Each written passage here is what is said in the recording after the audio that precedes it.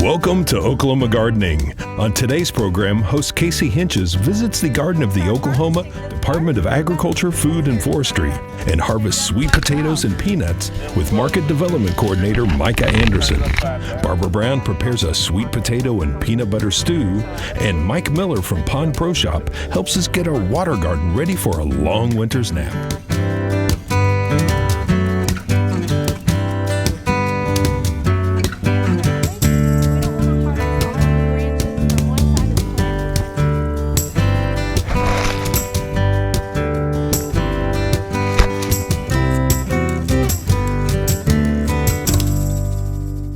Oklahoma Gardening is a production of the Oklahoma Cooperative Extension Service as part of the land grant mission of the Division of Agricultural Sciences and Natural Resources at Oklahoma State University, dedicated to improving the quality of life of the citizens of Oklahoma through research-based information.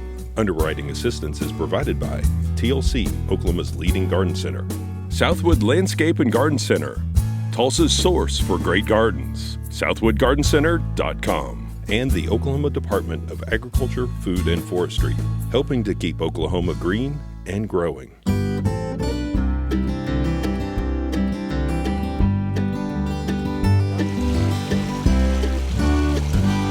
Well, it is the end of the season, and that means it's time to start closing down our water garden. And joining us today is Mike Miller, the manager of Pond Pro in Shawnee. And you've got a crew, and they're going to start helping us to close down our water garden. What is the process that we'll go through?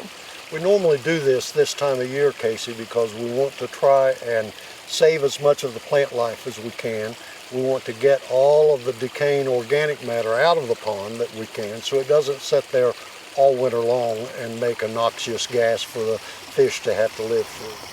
So the main things we want to try and do while we're working on this pond is step number one would be to drain the pond. Okay. We want to get the water level down to a workable level where we can get in it, where we can move the fish out. They're easier to catch if there's not as much water, and where we can move the plants out, any of them that we have in pots. Now, you're not just throwing away that water and wasting it, right? Water is very valuable. It contains a lot of nutrient, a lot of fertilizer that's good for your garden. So we recommend that you drain it out and put it into the garden somewhere where it can do some good. And some of that you've actually captured in a tank for your fish. That's so right. They'll transfer better into the water that they're used to versus fresh water. They are less stressed that way. We'll make them feel more at home because it is the same pH, everything is balanced to what they already are. Okay. So that's a benefit.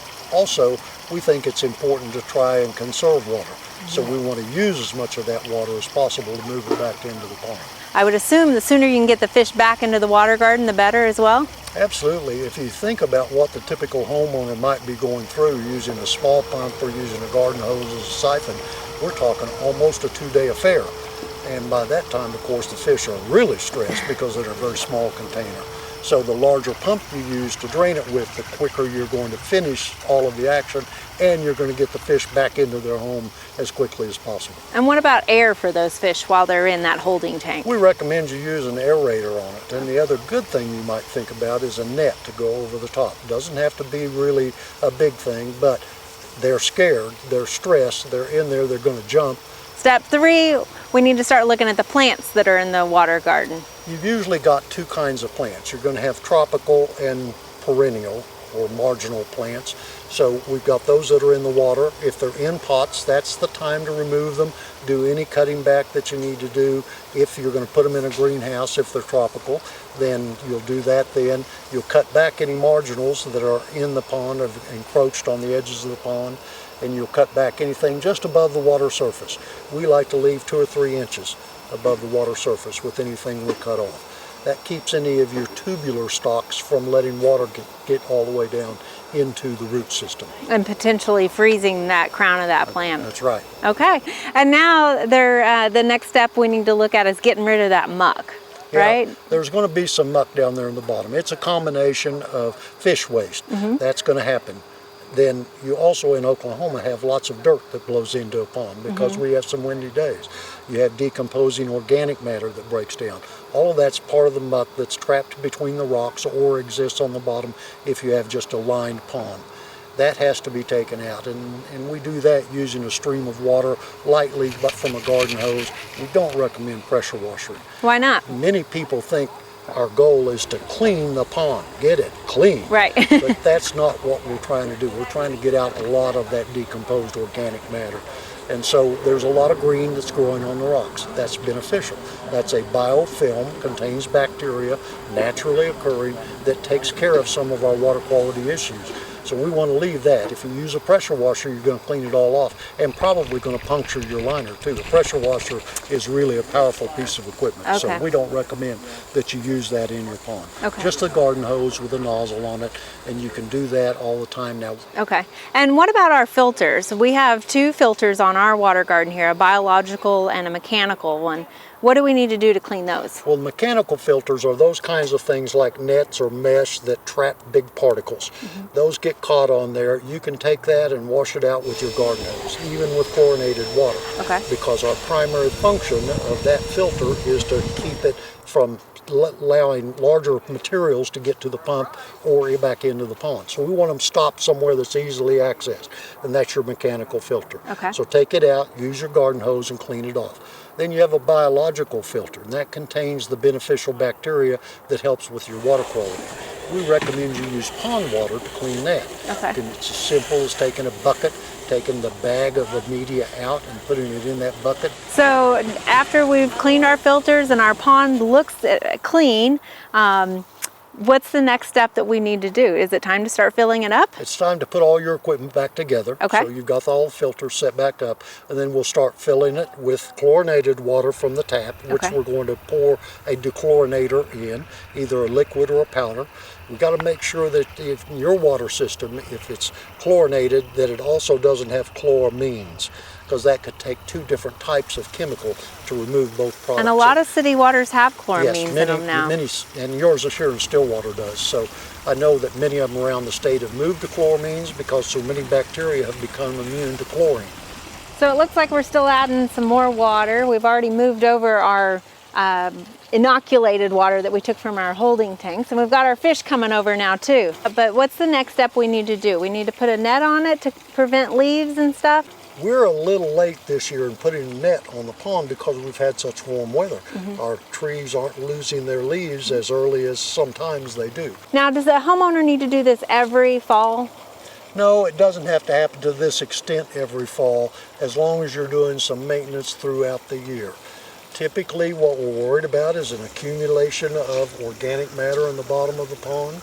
We want to test our water regularly to make sure that we're in balance, that we've got no ammonia, no nitrates, no nitrites, and that our pH is good. If we've done those tests and our water quality is good, then what we want to do during the fall is take care of our plants, take care of our filters, and then keep the leaves out. But nope, we don't have to do it every fall, don't have to do it every spring. But I can tell you that the more we've done here today, the less you're going to do in the spring when you take that net off and get your pond ready to go for the new growing season. Excellent. So there's a lot of variables in this ecosystem and a lot of things at play, and we need to remember a clean water garden might not have crystal clean water. That's right. Perfect.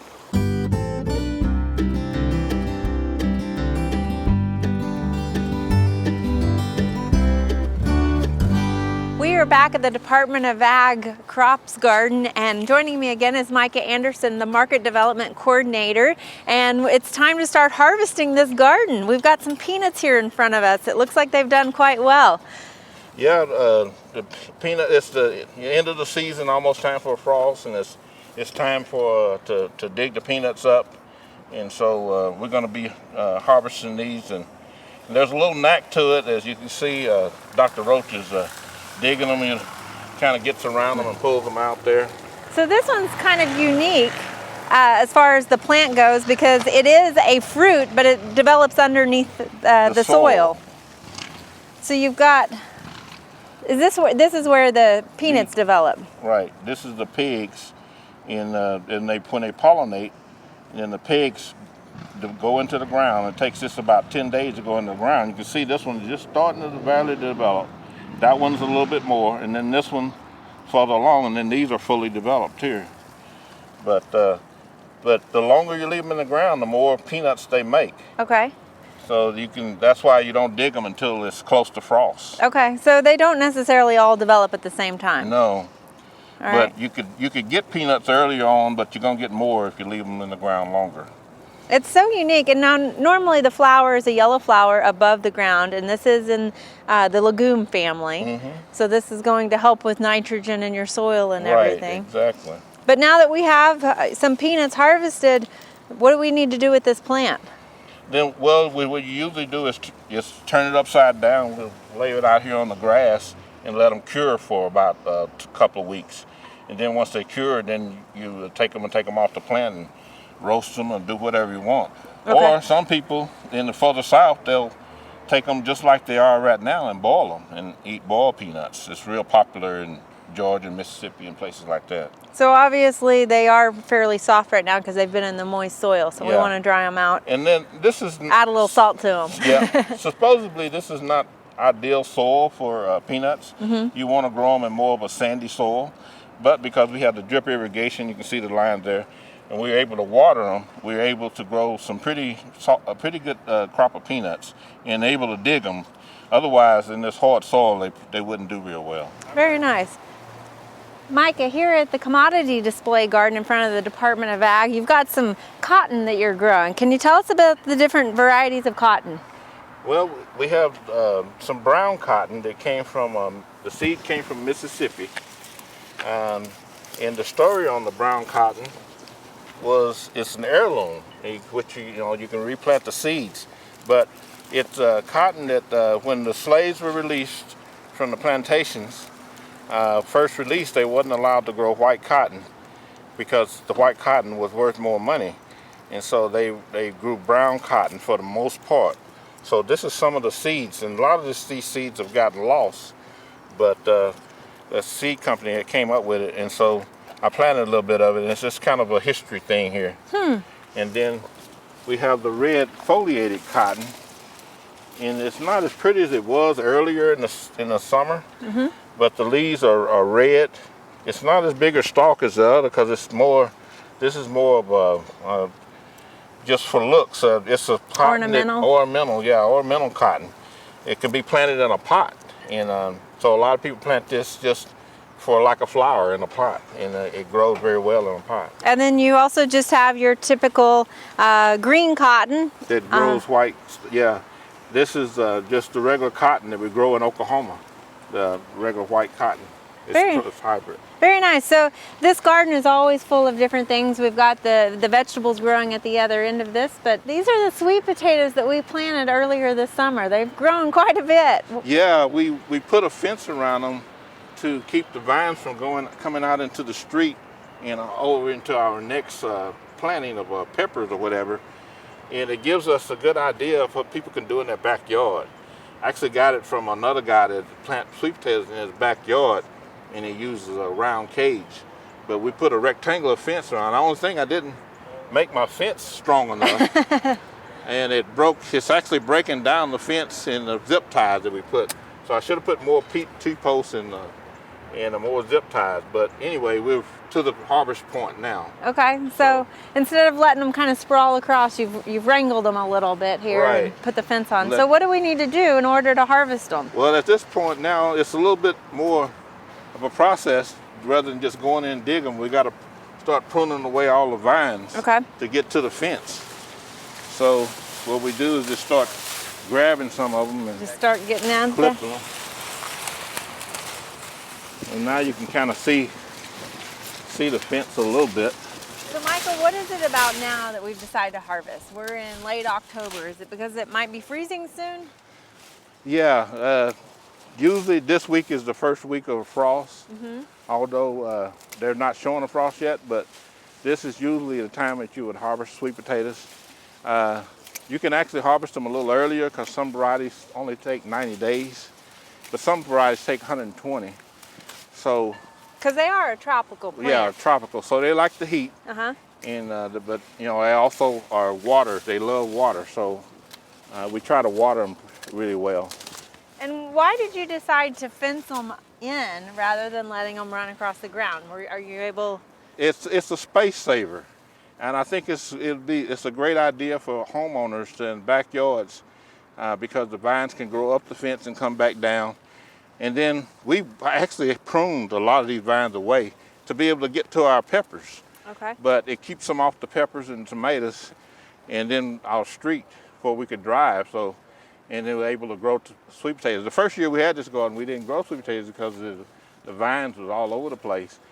But with this fence, we've been growing them the last 3 years like this. And you notice that it hasn't affected the production at all, or? No, actually, I think we've gotten really big, nice crops. So I think it actually helps the production. Okay. So the climbing of the vines and it makes maybe nicer roots. I'm not sure, but that's the way I feel about it anyway. Well, now that we've gotten to the fence and we can see the fence, we're going to open it up to Right. get into the actual plants. Yeah, I got my, let's see. So my just fold it pliers. over.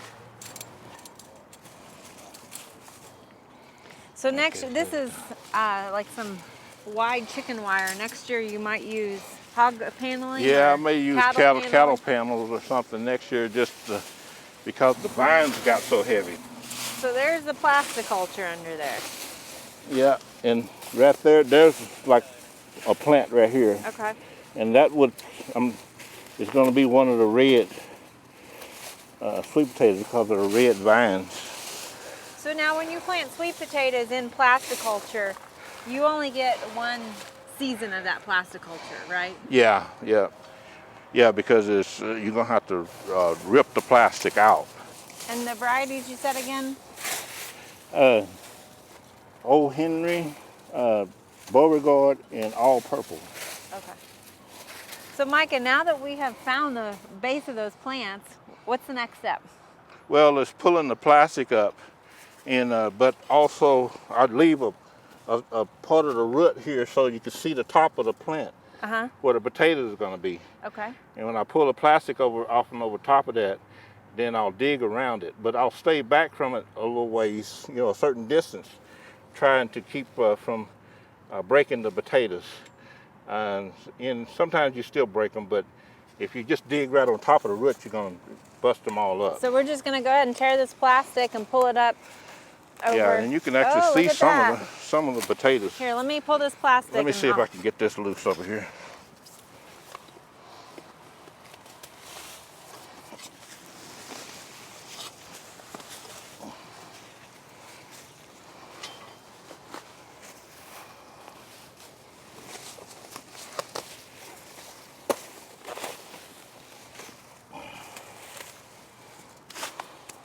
All right. You And see can- this one over here? Wow, look at that. Well, I think that's a Beauregard sweet potato. It's the orange sweet potato. Okay. And this is going to be the red in the middle. And I think that one over there is going to be the white Old Henry, called Old Henry. This one here. Okay. So now time to start digging.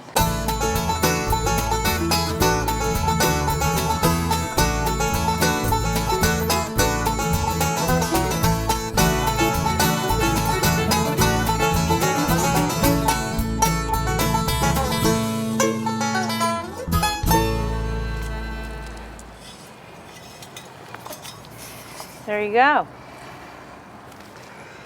Very nice. That's, And you can see the flesh is red. Yeah, purple. And So we will break these off, right? right, break them off, and that's your individual sweet potatoes. Right there.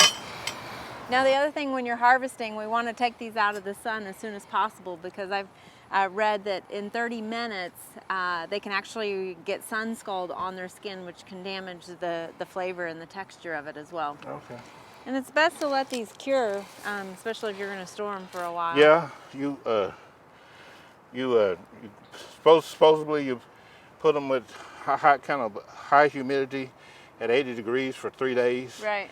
Cure them. They usually taste sweeter after they cure, and then they will hold. You can you can actually store them for 3 months or even longer sometimes. And that curing process just helps callus over any open wounds that are on Yeah, there so the bacteria doesn't get in there. If you break them, then they cure and they seal off, and just helps with the storing. And most people say they taste much better once they're cured. All right, well, thank you for sharing this, Micah, and let's get to digging. All right.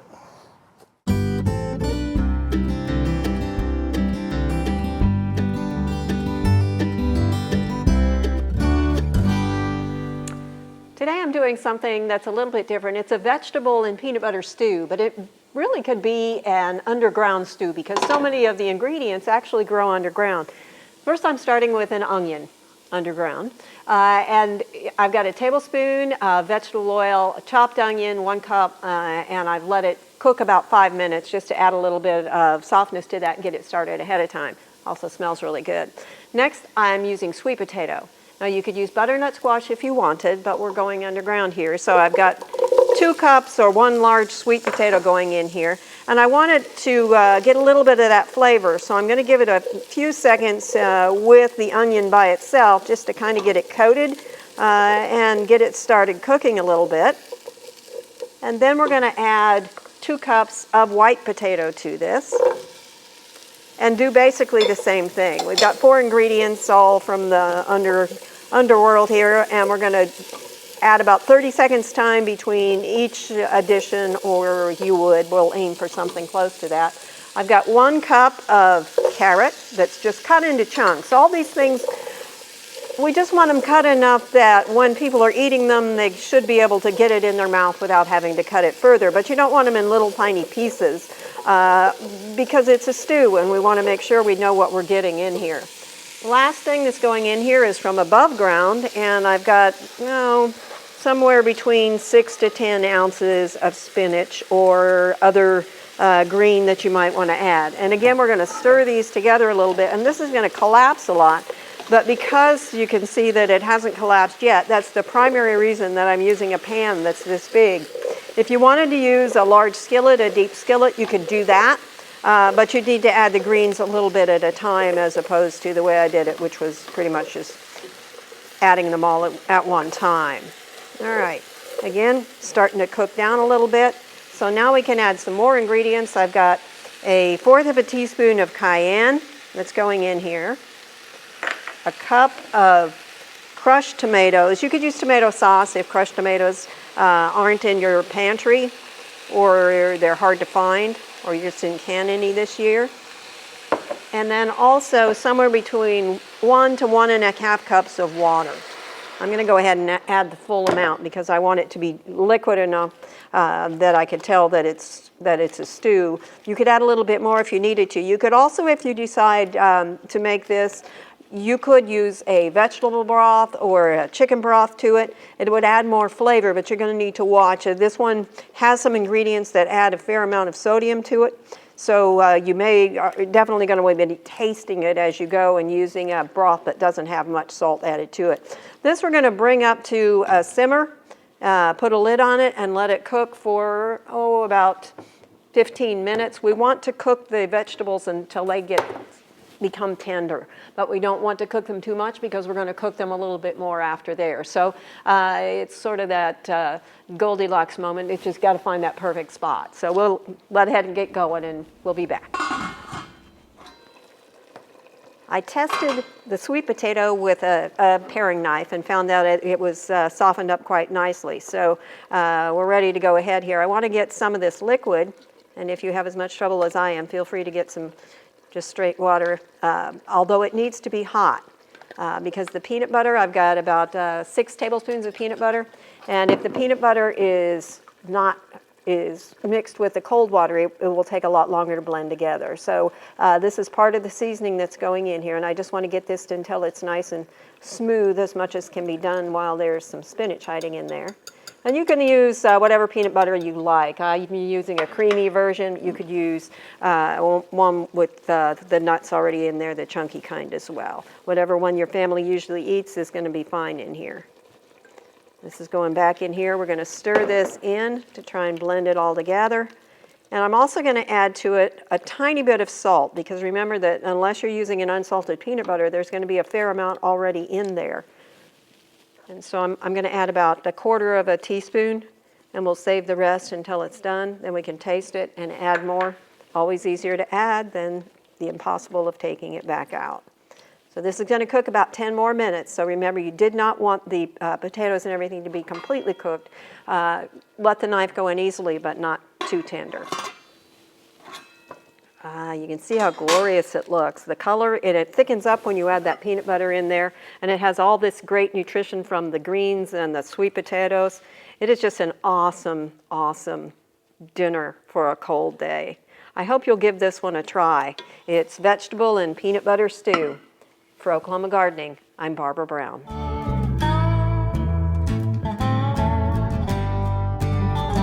Next week on Oklahoma Gardening, we'll be getting ready for Bedlam football with a visit to Norman, Oklahoma to look at some of the horticultural ways the University of Oklahoma and Oklahoma State University work closely together.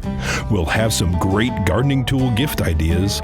Barbara Brown will have holiday food tips, and we will revisit some of our favorite parts from this season and let you in on what to expect next year. So join us then for more TV you'll grow to love. To find out more information about show topics, as well as recipes, videos, articles, fact sheets, and other resources, including a directory of local extension offices, be sure and visit our website, oklahomagardening.okstate.edu. And we always have great information, answers to questions, photos, and gardening discussions on your favorite social media as well. Join in on Facebook, Twitter, and Instagram. You can find this entire show and other recent shows, as well as individual segments on our Oklahoma Gardening YouTube channel. And tune in to our OK Gardening Classics YouTube channel to watch segments from previous hosts. Oklahoma Gardening is produced by the Oklahoma Cooperative Extension Service as part of the Division of Agricultural Sciences and Natural Resources at Oklahoma State University. The Botanic Garden at OSU is home to our studio gardens, and we encourage you to come visit this beautiful Stillwater jewel. We wish to thank our generous underwriters, TLC Garden Centers, Southwood Landscape and Garden Center, and the Oklahoma Department of Agriculture, Food, and Forestry. Additional support is provided by Pond Pro Shops, Greenleaf Nursery and the Garden Debut Plants, and the Oklahoma Horticultural Society.